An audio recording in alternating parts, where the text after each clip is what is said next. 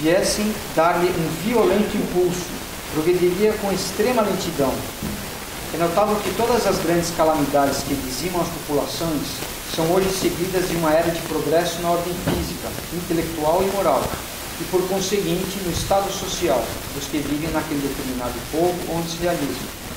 É que tiveram por finalidade operar um remanejamento na população espiritual, que é a população normal e ativa do globo. De novo dizendo, né, que a casa está lá, a casa não está aqui. Aqui é a escola, né? Aqui a gente vem para aprender. Então é muito interessante isso, porque se você vê na própria história, a própria história nos mostra, né? Depois das grandes guerras, a primeira e a segunda, que teve tanta dor, tanta morte, o ser humano evoluiu muito, né? Sempre depois dessas catástrofes, né? Guerras, o homem se sensibiliza muito por elas também. Então, ele põe os valores em perspectiva também, né? Principalmente as gerações que viveram a guerra. Isso depois vai se diluindo e até se perde, infelizmente. Muita gente não reconhece o quanto se sofreu nas épocas de guerra, e se eles soubessem e sentissem isso, eles não fariam metade do que eles fazem hoje, né?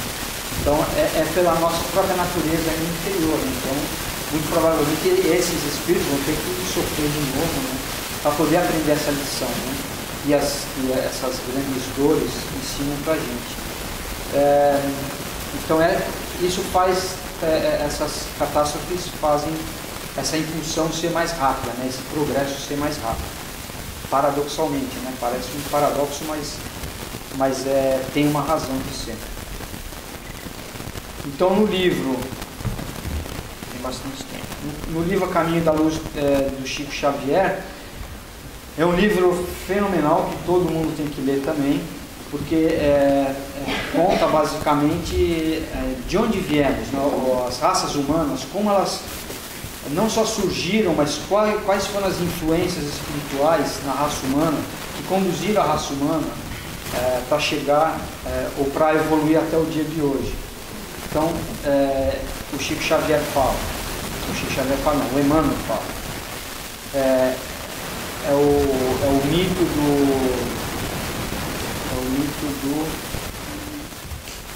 da queda, o mito de Adão e Eva, né? Ele explica, né, que isso, em relação, é uma relação espiritual direta, espiritualmente falando, não é que existiu um Adão e uma Eva, né? Então, onde está Adão com sua queda do paraíso? Debalde nossos olhos procuram aflitos essas figuras legendárias, com o propósito de localizá-las no espaço e no tempo. Compreendemos, afinal, que Adão e Eva constituem uma lembrança dos espíritos degradados na paisagem obscura da Terra. Como Caim e Abel são dois símbolos para a personalidade das criaturas. Então, nesse livro A Caminho da Luz, o Emmanuel nos conta que havia não sei se eu pus aqui, está aqui. Então ele explica que há muitos milênios, um dos orbes de Capela, que é uma estrela na constelação de Cocheiro, atingiu a culminância de um de seus ciclos evolutivos. E era muito parecido aquele planeta com a Terra de hoje em dia. Viviam ali povos já purificados física e moralmente. Não, desculpa, não é tão parecido assim. Mas, né, tá indo, já estamos sentindo um pouco melhor. Coexistindo com legiões de espíritos rebeldes e atrasados. Aqui, gente. Não havendo mais sentido em continuarem habitando o mesmo espaço. Nessa etapa de transição, ocorreu o que chamamos de separação do joio e do trigo, tal como está começando a ocorrer aqui na Terra. Ou seja, não é que o planeta fisicamente evolui, a gente sabe que a matéria em si não evolui. A única coisa que evolui é o espírito, e o espírito atua na matéria, aperfeiçoa a matéria, embeleza a matéria. Então, se um planeta tem espíritos melhores, ele vai poder proporcionar à Terra também evoluir. Tanto é que, né, a gente não, quando a Terra era incandescente de fogo, ninguém estava aqui, né? Teve que ter uma preparação de bilhões de anos para poder chegar o homem aqui e viver, né? Então, como não tinha homens ali, os espíritos estão sempre atuando na matéria para também embelezá-la, né? E naquele planeta, naquele tempo, esses rebeldes, né, eles estavam atrapalhando, eles moralmente eles já estavam, digamos assim, a ponto de dar aquele salto qualitativo, né? Só que esses espíritos rebeldes não, ainda muito arraigados, né? Então o que aconteceu? Aconteceu um êxodo. Eles foram expulsos daquele planeta. Aí cada planeta tem, digamos assim, um governador, né? Que dirige, um espírito perfeito que dirige aquele planeta, aquela humanidade daquele planeta. Então ele ligou lá para Jesus e falou: tem aqui uma leva de espíritos rebeldes, tem vaga aí, né? Olha que coincidência, né? Tem uns macacos aqui que eu estou precisando dar um upgrade. Porque naquele tempo tinham aqueles seres mais primitivos, né? Mas tinha já as civilizações da Terra, né?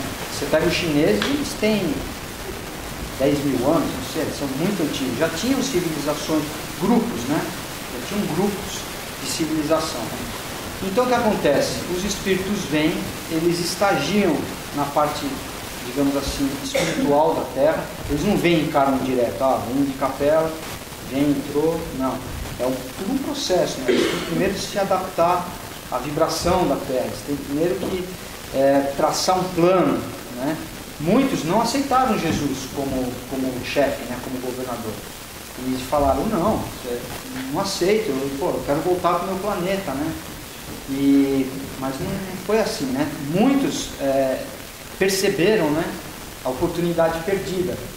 Imagina você estar no planeta hoje, né? Imagina você aqui e amanhã você reencarna e tem um Neandertal ali andando. De vez em quando você vê uns aqui. Imagina o choque, né? O choque que é, porque por mais que a matéria amortize, a gente tem essas lembranças, essas recordações, essas coisas no nosso espírito que faz a gente ver como a gente está deslocado, né? Então muitos se arrependeram, né? E falaram: pô, eu tive uma oportunidade, eu quero voltar, né? E outros não, se rebelaram. Então eles estão ainda por aqui. Inclusive falam, né, que o Abel e Caim é exatamente isso. O Abel é aquele capelino que se resignou, então vai voltar.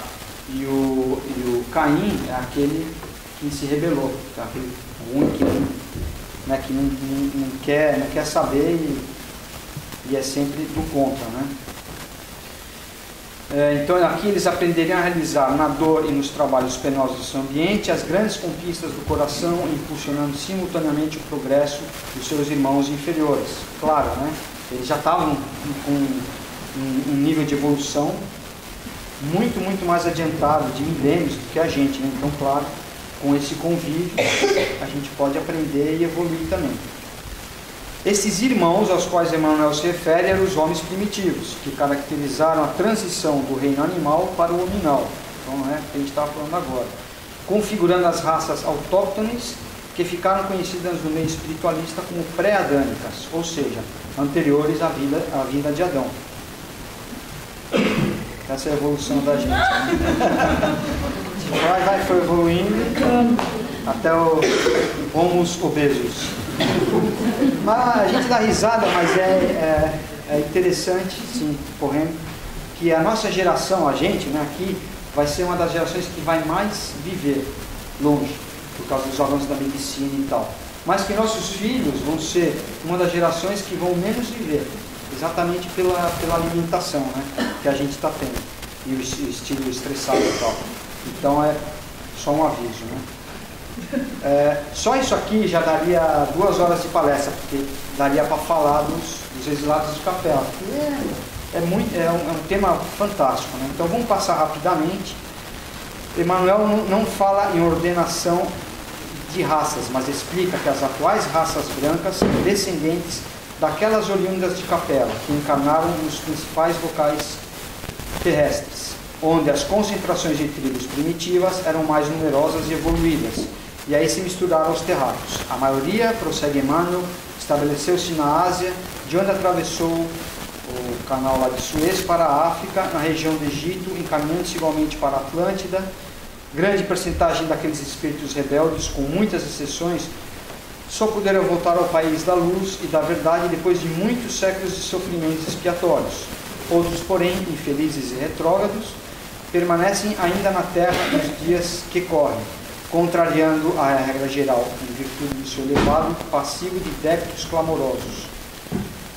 Essas raças adâmicas teriam se reunido de acordo com as suas afinidades sentimentais e linguísticas em 4 grandes povos da antiguidade: a civilização do Egito, a família indo-europeia, o povo de Israel e a Índia. Então, a partir dessas raças aqui, foram se disseminando as outras. Rapidamente, então, resumindo, agora a gente está só dando, né, um repasse rápido, que a gente fica na erraticidade, quando a gente está do lado de lá, e forma a população espiritual da Terra. Por esses mortes e nascimentos do corpo físico, as duas populações, terrestre e espiritual, trocam a posição incessantemente. Há, pois, diariamente, emigrações do mundo corpóreo para o mundo espiritual e imigrações deste para aquele. É o estado normal.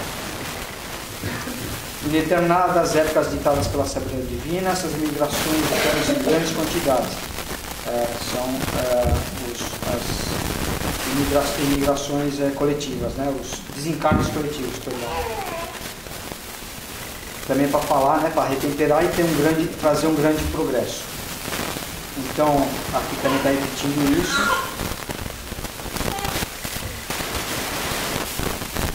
Essas destruições, esses flagelos apressam, né, esse progresso social, e sem isso ia demorar muito para a gente evoluir, mais ainda. A transfusão se efetua entre a população encarnada e desencarnada do planeta, igualmente se efetua entre os mundos, quer individualmente, nas condições normais, quer por massas, em circunstâncias sociais. Após imigrações e migrações coletivas, de um mundo para outro, de onde resultam a introdução na população de um deles de elementos inteiramente novos. No caso, né, os estados capela que a gente acabou de falar.